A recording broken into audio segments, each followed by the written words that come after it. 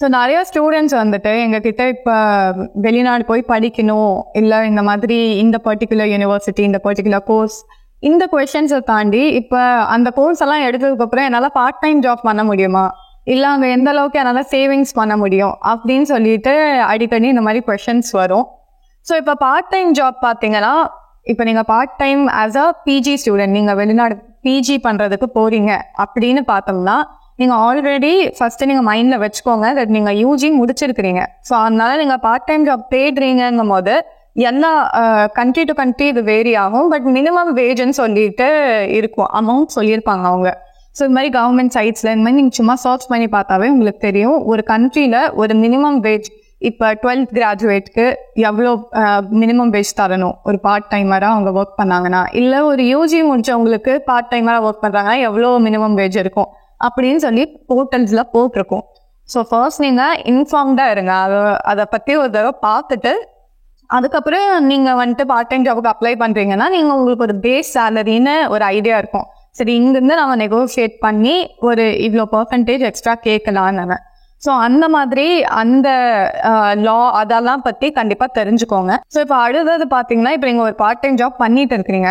So ஒரு 2-3 months into university life நீங்கள் part டைமும் பண்ணுறீங்க. உங்களுக்கு ஃப்ரெண்ட்ஸ் எல்லாம் செட் ஆனதுக்கப்புறம் சில தடவை என்ன ஆகும், நம்ம சரி ஓகே இன்னொரு ஜாப் சேஞ்ச் பண்ணி பார்க்கலாம், இல்லை இந்த லைனில் பெட்டராக இருக்கும் அப்படின்னு சொல்லி நம்மளுக்கு ஒரு தாட் வரும். ஸோ அதனால அந்த ப்ராசஸை நீங்கள் சேஞ்ச் பண்ணுறீங்கும் போது கண்டிப்பாக ஒரு ஆஃபர் கையில் வச்சுட்டு அதுக்கப்புறம் அந்த பார்ட் டைமை விட்டுட்டு இன்னொன்றுக்கு ஜம்ப் பண்ணலாம். ஸோ இப்போ ஃப்ரெண்ட்ஸ் எல்லாம் வந்துட்டு இல்லைப்பா முடியும், உங்களால் பண்ணிடலாம், சேஞ்ச் பண்ணிக்கோ, அதுலலாம் பிரச்சனை இல்லைன்னு சொல்லுவாங்க. இப்போ நான் யூஜி பண்ணிட்டு இருக்கும்போது இந்த மாதிரி சொல்லி நம்ம சேஞ்ச் பண்ணலாம் சரின்னு விட்டுருப்போம்.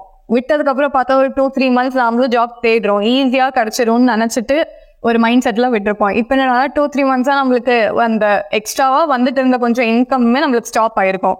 ஸோ அந்த மாதிரி ஒரு சுச்சுவேஷனில் நீங்கள் உங்களை போடவே வேண்டாம். ஃபர்ஸ்ட் ஆஃப் ஆல் நீங்கள் தேடுறீங்கன்னா கண்டிப்பாக அது கொஞ்சம் டைம் அதிகமாகும், கொஞ்சம் ஸ்ட்ரெஸ்ஃபுல்லாக இருந்தாலும் இன்னொரு ஜாப் தேடிட்டு அதுக்கப்புறம் இந்த ஜாபை நீங்கள் விடலாம். That is actually the most safest option உங்களுக்கு. ஸோ இப்போ பார்ட் டைம் ஜாப்ஸ்லேயே பார்த்தீங்கன்னா ஸ்பெசிஃபிக்காக யூனிவர்சிட்டிக்குள்ளேயே உங்களுக்கு வந்துட்டு நிறையா ஜாப் ஆஃபர் பண்ணுவாங்க. அதுவும் யூனிவர்சிட்டி ஜாப் எல்லாம் எப்படின்னு பார்த்தீங்கன்னா ஸ்டூடெண்ட்ஸுக்கு கொஞ்சம் பெட்டராகவே வெளியே இருக்கிற பார்ட் டைம் ஜாபோட கொஞ்சம் பர்சன்டேஜ் பெட்டராகவே பே பண்ணுவாங்க உங்களுக்கு. சில தடவை இப்போ உங்களுக்கு யூனிவர்சிட்டி போர்ட்டலில் இல்லை யூனிவர்சிட்டிக்கு நீங்கள் போனீங்கன்னாவே அந்த நோட்டீஸ் போர்டு அந்த மாதிரி ஃப்ளைஓவர்ஸ் எல்லாம் கண்டிப்பாக ப்ரொவைட் பண்ணுவாங்க. அதை தாண்டி உங்களுக்கு நீங்கள் ஒரு ஸ்டெப் எக்ஸ்ட்ரா எடுக்கிற மாதிரி தான் இருக்கும். நீங்கள் போய் அங்கே என்கொயரி பண்ணீங்க, அட்மினிஸ்ட்ரேஷன் ஆஃபீஸில் கேட்டீங்க, இல்லை இப்போ சின்ன சின்ன கிளப்ஸ் எல்லாம் இருக்கும் தெரியுமா யூனிவர்சிட்டியில், அங்கே கேட்டிங்கன்னா உங்களுக்கு கண்டிப்பாக ஆமாம் இந்த மாதிரி நாங்கள் பார்த்துட்டு இருக்கிறோம், இல்லை தேடிட்டு இருக்கிறோம், லைப்ரரியன் இதுக்கு ஒர்க் இருக்கலாம், இல்லைனா யூனிவர்சிட்டிக்குள்ளேயே இந்த மீடியா ரிலேட்டடாக யூனிவர்சிட்டி நியூஸ் தருதுல்ல ஸ்டூடெண்ட்ஸ்க்கு, ஸோ அந்த மாதிரி மீடியா சின்னதாக டீம் இருக்கும், அதில் வேணால் ஒர்க் இருக்கலாம்.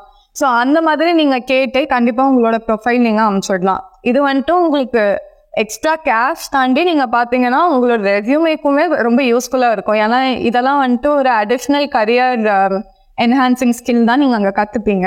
ஸோ அந்த மாதிரி ஜாப்ஸ் இருக்குதான்னு ஃபர்ஸ்ட்டு கண்டிப்பாக செக் பண்ணுங்கள். அண்ட் அப்படி இல்லைனாலுமே ஒரு ஃபியூச்சரில் நடுநடுல பார்த்துட்டே இருங்க. So it will be useful for you.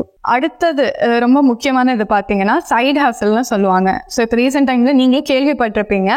Side hassle generally பார்த்தீங்கன்னா லைக் இனிஷியலாக நீங்கள் ஸ்டார்ட் பண்ணும்போது ஒரு பெரிய அமௌண்ட் ஆஃப் இன்கம் உங்களுக்கு வராது.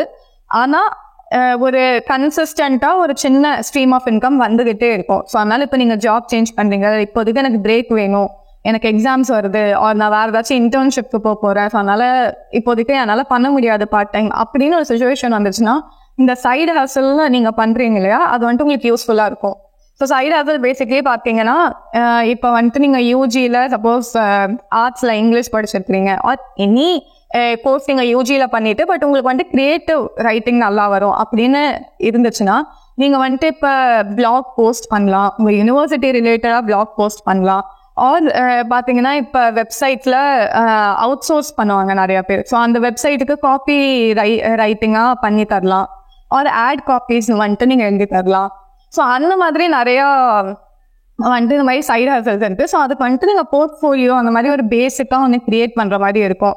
ஸோ நீங்கள் இங்கேருந்து இந்தியாவிலேருந்து இப்போ நீங்கள் போகிறீங்க அப்படின்னு கன்ஃபார்ம் ஆயிடுச்சு, அப்ராட் போகிறீங்கன்னாவே நீங்கள் ஒரு 1 or 2 months முன்னாடியே இந்த மாதிரி சின்ன சின்ன ஃப்ரீ கோர்சஸே இருக்கும், கோர்செரால ஆர் ஹப்ஸ்பாட்டில் அந்த மாதிரி கோர்சஸ் வந்துட்டு கூகுள் இல்லைன்னா IBM இந்த மாதிரி நிறைய ஆஃபர் பண்ணுவாங்க. ஸோ அந்த கோர்சஸ் எல்லாம் கண்டிப்பா பண்ணி வைங்க. ஸோ நீங்க அப்ராட் போகும்போது உங்களுக்கு ஏன்னா எப்போ யூஸ் ஆகும்னு தெரியாது. ஸோ அதனால உங்களுக்கு வந்துட்டு அது ஹேண்டியா இருக்கும். அப்போ வந்துட்டு நீங்க கோர்ஸ் பண்ணிட்டு இருக்க தேவையில்லை.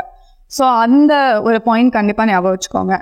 அப்புறம் பாத்தீங்கன்னா இப்ப ஜென்ரலா நீங்க what you are good at அதை வந்துட்டு எப்படி மானிட்டைஸ் பண்ணலான்னு பாருங்க. சப்போஸ் உங்களுக்கு நல்லா டான்ஸ் பண்ண வரும், ஆர் நல்லா பாட்டு பாட வரும், ஆர் சிம்பிளா பாத்தீங்கன்னா டெய்லரிங்கே எடுத்துக்கோங்க.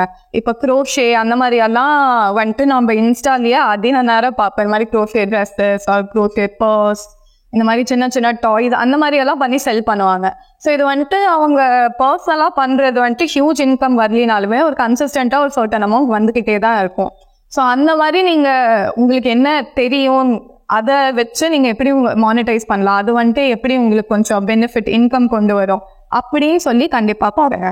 ஸோ இந்த வீடியோவில் பார்த்தீங்கன்னா நான் சில இந்த மாதிரி பார்ட் டைம் ஜாப்ஸ் ரிலேட்டடா எப்படி நீங்க மணி சேவ் பண்ணலாம் அப்படின்னு சொல்லியிருக்கிறேன். பட் இதை தாண்டி இதை நீங்க அது இன்டர்நேஷனல் ஸ்டூடெண்டா இப்போ ஆல்ரெடி இருக்கிறீங்க அப்ராட்ல, உங்களுக்கு இதை தாண்டி இன்னும் நிறைய சில டிப்ஸ் அது மாதிரி எல்லாம் தெரியும்னா கண்டிப்பா கமெண்ட்ஸ்ல மென்ஷன் பண்ணுங்க. அண்ட் நீங்க இப்பதான் போக போறீங்க அப்ராட்க்கு அப்படின்னு இருந்துச்சுன்னா இன்னும் உங்களுக்கு வேற ஏதாச்சும் டவுட்ஸ் இருக்கு, குவரிஸ் இருக்குனாலுமே கமெண்ட் செக்ஷன்ல போடுங்க. அது ரிலேட்டடா நாங்க கண்டிப்பா ஒரு வீடியோ பண்ணுவோம்.